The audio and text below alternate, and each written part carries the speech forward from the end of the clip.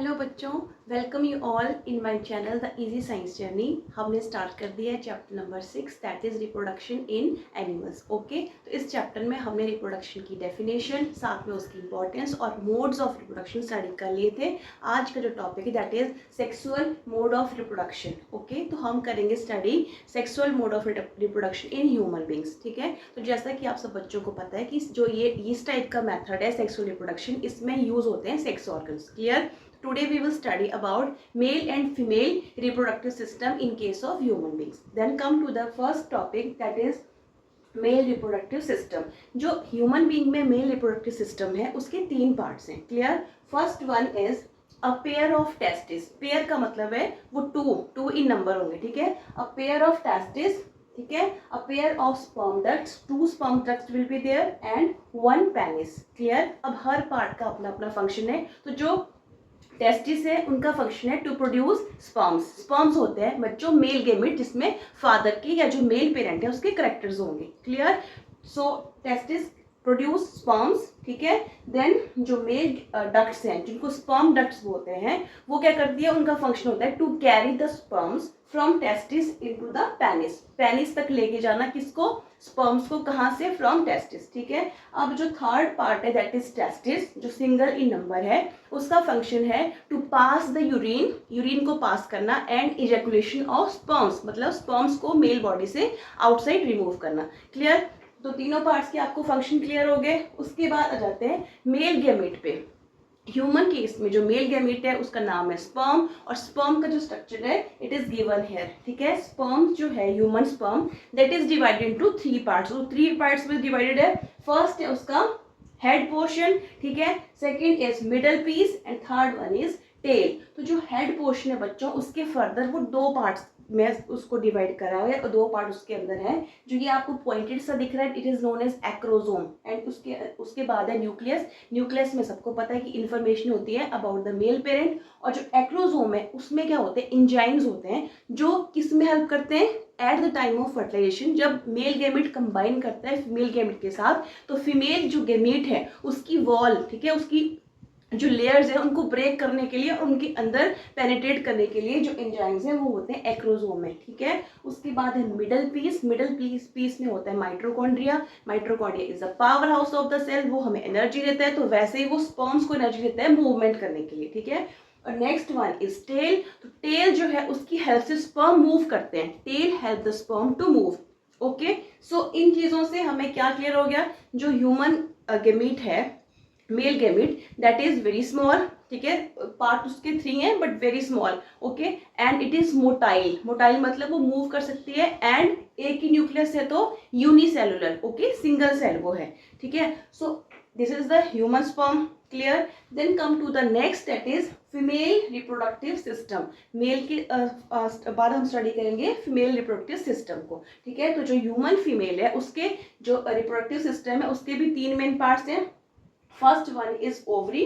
ठीक है, ovary, a pair of ovary, दो ओवरी हैं। ठीक है, ovaries. Then this tubes are known as oviducts और फेलोपियन ट्यूब। फेलोपियन ट्यूब और ओविडक्ट जो है वो सेम है, वो एक ही मीनिंग है उसका, फेलोपियन ट्यूब एंड ओविडक्ट और ओविडक्ट्स। ठीक है, and then the third part is uterus. Okay, here is the uterus. Now हर पार्ट का फंक्शन स्टडी कर लेते हैं। ओवरी का फंक्शन होता है टू प्रोड्यूस ओवम और एग। जो फीमेल गैमेट है उसको बोलते हैं बच्चों एग और ओवम। अगर वो सिंगल है, ठीक है, तो हम उसको ओवम बोलेंगे, OVUM।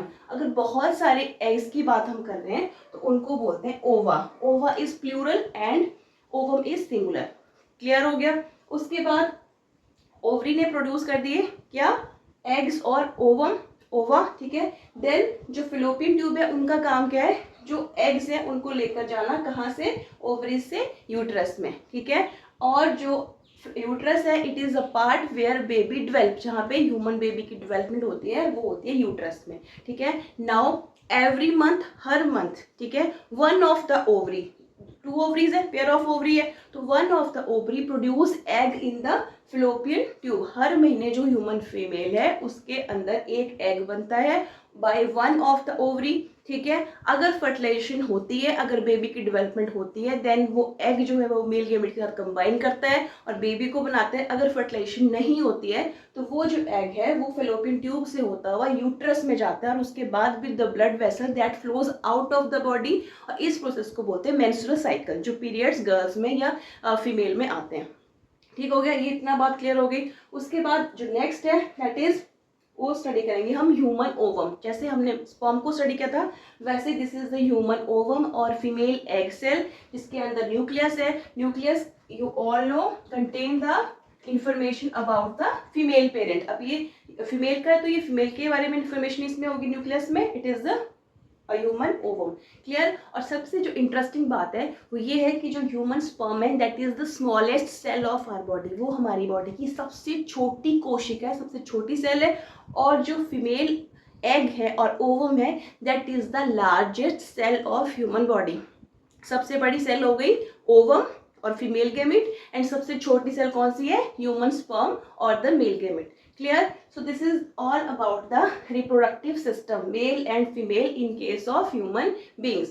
Now come to the next topic that is fertilization. ठीक है, अब ये हमने स्टडी कर लिया, उसके बाद हम स्टडी करेंगे नेक्स्ट टॉपिक बच्चों, and that is fertilization. So fertilization is a important process in the reproduction. ठीक है, फर्टिलाइजेशन होता है फ्यूजन ऑफ, फ्यूजन क्या होता है, कंबाइन करना, फ्यूजन ऑफ किसका, मेल एंड फीमेल गैमेट का। अब मेल गैमेट स्पर्म हो गई, फीमेल गैमेट ओवम हमने स्टडी कर लिया। अब क्या करना है, ठीक है, ये आ गया आपका एक general picture of the human sperm and this is the human ovum. Okay, it is having the various protective layer. ये है एग और ओवम, ओके, और ये है स्पर्म। नाउ जो सबसे इंपॉर्टेंट बात है, millions of sperms are released during the time of reproduction और also formed in the male part. ठीक है, जो डेली मिलियंस ऑफ स्पर्म बनते हैं ह्यूमन मेल में, और at the time of fertilization also that millions of sperm enter the female body. Millions of sperm ही enter होंगे कहाँ पे, फीमेल बॉडी में, फीमेल रिप्रोडक्टिव पार्ट में। बट जो सबसे इंपॉर्टेंट बात है, out of those million sperm only one, ठीक है, जनरली मैक्सिमम मोस्ट केसेस में only one sperm will able to enter inside the egg और ओवम। ठीक है, एक ही स्पर्म जो सबसे पावरफुल स्पर्म होगा वो फर्टिलाइज करेगा फीमेल के एग को और फीमेल के ओवम को। ओके, तो this is the fusion. Clear. तो जब फ्यूजन होता है, ठीक है, तो उसके अंदर मेल न्यूक्लियस भी है और फीमेल न्यूक्लियस भी है। ठीक है, जो नेक्स्ट सेल बनेगी यहाँ पे मेल न्यूक्लियाई एंड यहाँ पे है female nucleus.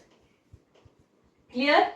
So this is known as fertilization, the fusion of male gamete and female gamete to form one cell, that is known as fertilization, and the new cell that is formed is known as zygote. Male gamete और female gamete जब मिलकर zygote बनाते हैं उस process को बोलते हैं fertilization। और जो zygote है उसमें मेल न्यूक्लियाई भी है, फीमेल न्यूक्लियाई भी है, और ये जो है बाद में कुछ टाइम के बाद जो मेल एंड फीमेल न्यूक्लियस है वो मिलके सिर्फ एक ही न्यूक्लियस बना लेते हैं, that is known as new cell zygote।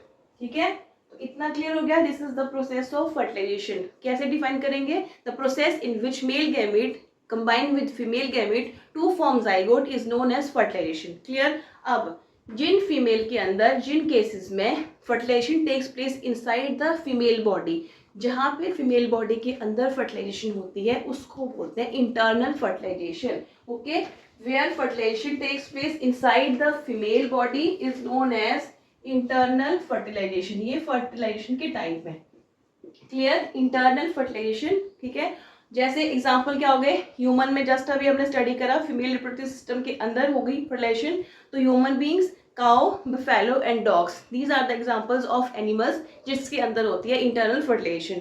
अब इसके अपोजिट क्या हो जाएगा, एक्सटर्नल फर्टिलाइजेशन। तो एक्सटर्नल फर्टिलाइजेशन में क्या होगा बच्चों, the fertilization takes place outside the female body. ठीक है, फीमेल बॉडी के बाहर फर्टिलाइजेशन होती है। तो कुछ केसेस में जैसे फ्रॉग्स हैं, टोड्स हैं, स्टारफिश है या फिश है, वहाँ पे क्या करती हैं, जो फीमेल पार्टनर होती हैं दे ले एग्स इन 100 नंबर्स। ठीक है, वो 100 नंबर में एग रिलीज करती हैं, कहाँ पे, वाटर में। ठीक है, और उन्हीं एग्स के ऊपर स्पर्म रिलीज करते हैं कौन, उनका जो मेल पार्टनर होता है, और फिर फर्टिलाइजेशन होती है। तो क्यों बहुत सारे नंबर में उनको रिलीज करने पड़ते हैं एग्स, ताकि वो उनकी सर्वाइवल को इंश्योर कर सके। हो सकता है कुछ जो एग्स हैं वो पानी से बह जाएं, हो सकता है कोई और एनिमल या पैरासाइट उनको खा जाए, तो इसलिए कुछ ना कुछ वो नंबर लार्ज रखते हैं हमेशा अपने एग्स का, ताकि कम से कम कुछ जो एग्स हैं वो सेफ रहें, वो कंबाइन कर जाएं, फर्टिलाइज कर जाएं मेल गैमेट से और न्यू बेबीज उनके बन जाएं। Okay, this is all about the internal and external fertilization. So this is all about today. Thanks for watching video. अगर यूजफुल लगे तो चैनल को ज़रूर से सब्सक्राइब कर लेना। Thank you.